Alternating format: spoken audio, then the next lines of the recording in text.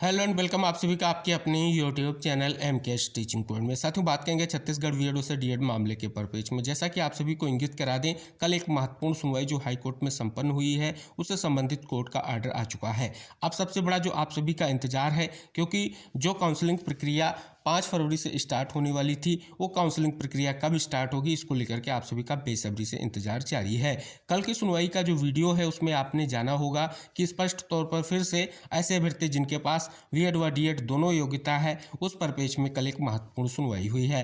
फिर से कोर्ट ने आदेश दिया है कि उनको जो है सम्मिलित किया जाए। साथियों बात कर लें, स्पष्ट तौर पर आपने कल जाना भी है और देखा भी है। कल की सुनवाई में एक निष्कर्ष स्पष्ट हो रहा है, जो कहीं ना कहीं मेरिट लिस्ट को लेकर के भी निष्कर्ष हो रहा है कि मेरिट लिस्ट लगभग जो है प्रिपेयर की जा चुकी है और जल्द कहीं ना कहीं वो जारी हो सकती है। क्योंकि मेरिट लिस्ट कहीं ना कहीं समय सारणी जो जारी की गई थी, आपने जो पहले समय सारणी में देखा होगा, सबसे पहले मेरिट लिस्ट जारी होगी और उसके बाद जो है स्पष्ट तौर पर चयन का अगला प्रोसेस स्टार्ट होगा।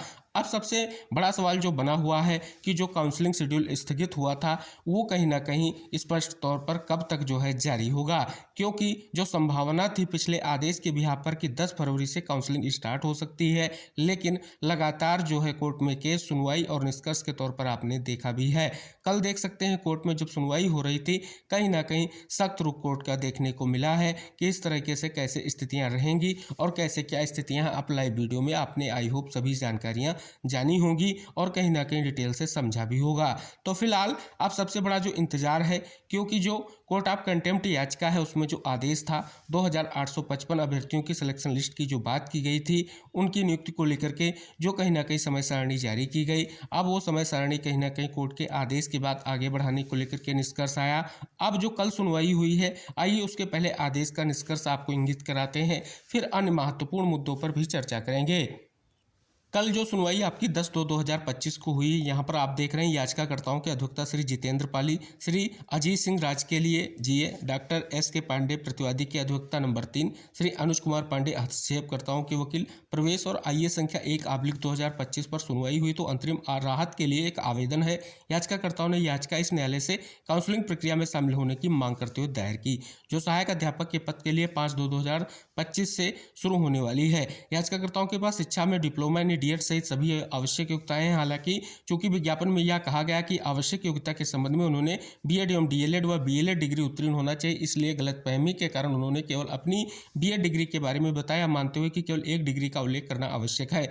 बाद में 11 अगस्त 2023 को एसएलपी संख्या 5068/2023 व अन्य संबंधित मामलों में माननीय सर्वोच्च न्यायालय द्वारा पारित निर्णय के आधार पर माननीय सर्वोच्च न्यायालय ने माना कि प्राथमिक शिक्षकों की नियुक्ति के लिए डीएड या डीएलएड की आवश्यकता अपेक्षित योग्यता होगी और बीएड डिग्री धारकों को प्राथमिक शिक्षकों की भर्ती प्रक्रिया में भाग लेने की अनुमति नहीं दी जाएगी। इसके आधार पर इस न्यायालय की डिवीजन बेंच ने भी आदेश पारित किए हैं और तदनुसार सहायक शिक्षक की जो अपने बीएड डिग्री के आधार पर नियुक्त किए गए थे, उन शिक्षकों की नियुक्ति आदेश रद्द कर दिए गए थे जो बीएड डिग्री के आधार पर चयनित और नियुक्त हुए थे। यह तर्क दिया गया कि याचिकाकर्ताओं के पास डीएड की डिग्री है जो उन्होंने विज्ञापन जारी होने से पहले प्राप्त की है, इसलिए वे चयन प्रक्रिया में भाग लेने के हकदार हैं और काउंसलिंग में उन्हें बुलाया जाना आवश्यक है। चूंकि उन्होंने अपने आवेदन पत्र में अपनी डीएड डिग्री का उल्लेख नहीं किया है, क्योंकि गलती से उल्लेख नहीं किया गया था, केवल डीएड डिग्री धारकों पर ही विचार किया जाएगा, इसलिए उन्होंने अपने आवेदन पत्र में अपने डीएड डिग्री का उल्लेख नहीं किया है। उन्होंने आगे कहा कि छत्तीसगढ़ व्यवसायिक बोर्ड WPS संख्या 6045/2023, 6088/2023, 6104/2023 और 6084/2023 में पारित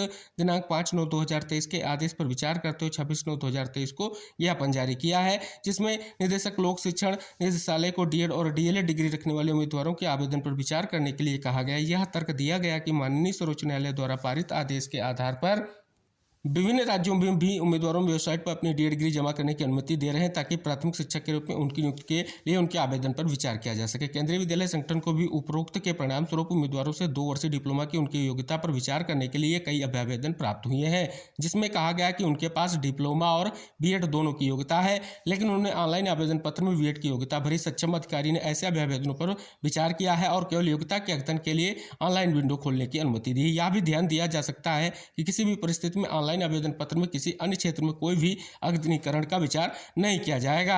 यह तर्क दिया गया है चूंकि काउंसलिंग का 5वां चरण 5 फरवरी 2025 में शुरू होने वाले जा रहा है, इसलिए याचिकाकर्ताओं के पक्ष में कुछ अंतरिम आदेश दिए जाने की आवश्यकता है ताकि वे परामर्श कार्रवाई में भाग ले सकें। दूसरी ओर प्रतिवादियों के वकील ने कहा कि यदि याचिकाकर्ताओं के पास डीएड व डीएलएड का प्रमाण पत्र होता तो वे किसी भी तरह की राहत पाने के हकदार नहीं होते। उन्हें आवेदन के साथ उनकी डिग्री जमा करनी चाहिए थी। वह किसी भी तरह की राहत पाने के हकदार नहीं, क्योंकि उन्होंने आवेदन में अपनी डीएड डिग्री का उल्लेख नहीं किया। भर्ती प्रक्रिया के अंतिम चरण में यदि याचिकाकर्ताओं पर विचार किया जाएगा तो इसमें कई प्रकार की जटिलताएं पैदा होंगी और भर्ती प्रक्रिया में देरी होगी। उन्होंने आगे कहा, चूंकि काउंसलिंग प्रक्रिया 5 फरवरी 2025 से निर्धारित की जा रही है, इसलिए प्रतिवादियों के लिए काउंसलिंग कार्रवाई का प्रबंधन करना मुश्किल होगा।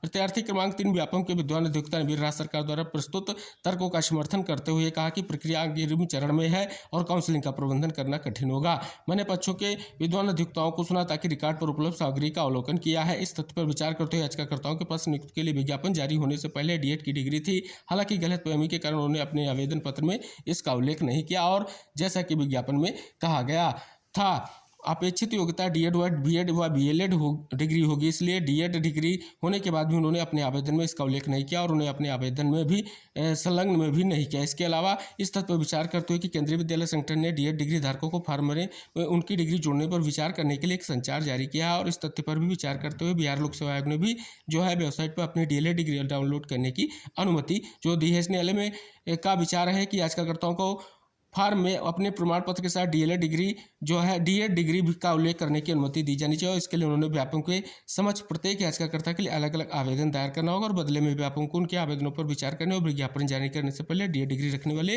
व्यक्तियों के साथ एक सूची तैयार करने और उन्हें काउंसलिंग कार्रवाई में भाग लेने की अनुमति देने का निर्देश दिया जाता है। इस स्तर पर प्रतिवादी राज्य के साथ साथ प्रतिवादी संख्या 3 व्यापम के वकील ने निर्देश प्राप्त किया कि क्या कार्रवाई काउंसलिंग जो है कार्रवाई को 1 सप्ताह के लिए बढ़ाया जा सकता है ताकि राज्य के संसद व्यापम द्वारा सूची तैयार करने और काउंसलिंग के लिए डीएड डिग्री रखने वाले पात्र व्यक्ति को बुलाने के लिए आवश्यक व्यवस्था की जा सके। आगे सहायक अध्यापक के रूप में नियुक्ति के लिए निर्देश पर दोनों वकीलों द्वारा प्रस्तुत किया गया कि वह तिथि बढ़ाएंगे और 10 फरवरी 2025 से 5वें दौर की काउंसलिंग बुलाएंगे। तदनुसार विशुद्ध रूप से अंतरिम उपाय के रूप में प्रत्येक याचिकाकर्ता को काउंसलिंग कार्य में भाग लेने के लिए अपनी डीएड डिग्री पर विचार करने के लिए अलग अलग आवेदन दाखिल करने का जो है निर्देश दिया जाता है। आवेदन के साथ प्रत्येक याचिकाकर्ता द्वारा राज्य और व्यापम सक्षम विधिवत प्रमाणित डीएड डिग्री की प्रति संलग्न की जाएगी और बदले में राज्य और व्यापम उस पर विचार करेंगे और याचिकाकर्ताओं की डीएड डिग्री के आधार पर काउंसलिंग कार्रवाई में भाग लेने की अनुमति देंगे, जिसे 10 फरवरी 2025 से शुरू किया जाना है। आगे इंगित कराया गया, स्पष्ट किया जाता है कि न्यायालय ने मामले में गुण दोषों पर कोई राय नहीं दी और याचिकाकर्ताओं को उनकी डीएड डिग्री का उल्लेख करने के लिए आवेदन दाखिल करने के लिए दी गई अंतरिम सुरक्षा और उनकी आगे की पात्रता के लिए अनुसार काउंसलिंग के लिए बुलाया जाएगा। प्रतिवादियों को यह भी निर्देश दिया जाता है कि इस न्यायालय की पूर्व अनुमति के बिना आगामी काउंसलिंग प्रक्रिया में कोई अंतिम आदेश पारित न करें। राज्य के विद्वान वकील ने रिटर्न दाखिल करने के लिए 4 सप्ताह का समय मांगा और यह आदेश दे दिया गया। इसके बाद याचिकाकर्ताओं को जवाब दाखिल करने के लिए 2 सप्ताह का अतिरिक्त समय दिया गया। इस मामले को 24 फरवरी 2025 से शुरू होने वाले सप्ताह में सूचीबद्ध करें। तो जैसा कि डिटेल में जैसा कि पिछला आदेश था लगभग वही ये पूरा आदेश है। इस आदेश में ज़्यादा कुछ जो है कहीं ना कहीं स्पष्ट तौर पर बदलाव नहीं किया गया है। पुरानी ही निष्कर्ष देखने को मिल रहा है।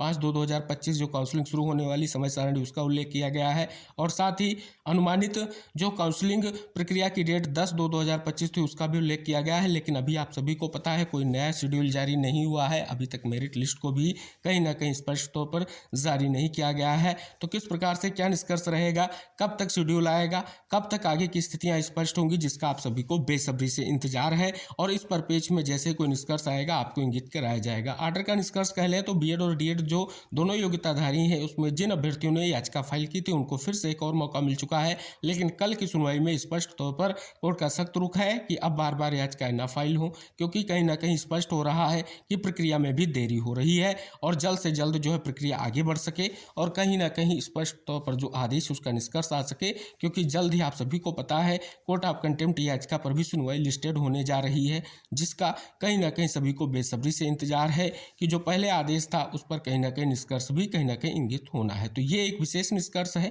जो महत्वपूर्ण है और उम्मीद है जल्द जो हमारे डीएड साथियों का इंतजार है, स्पेशली कहीं ना कहीं जो उनका निष्कर्ष आना है काउंसलिंग से लेकर के चयन प्रक्रिया तक का, वो उम्मीद करेंगे जल्द ही उसके परिप्रेक्ष्य में कोई विभागीय आदेश आएगा। जैसे ही कोई ऑफिशियल आदेश आता है जरूर हम आपको इन्फॉर्मेशन शेयर करेंगे। मिलेंगे नेक्स्ट अपडेट के साथ, तब तक के लिए इस वीडियो को अंत तक देखें और वीडियो को शेयर करें। मिलते हैं नेक्स्ट अपडेट के साथ, तब तक के लिए बाय बाय, टेक केयर साथियों।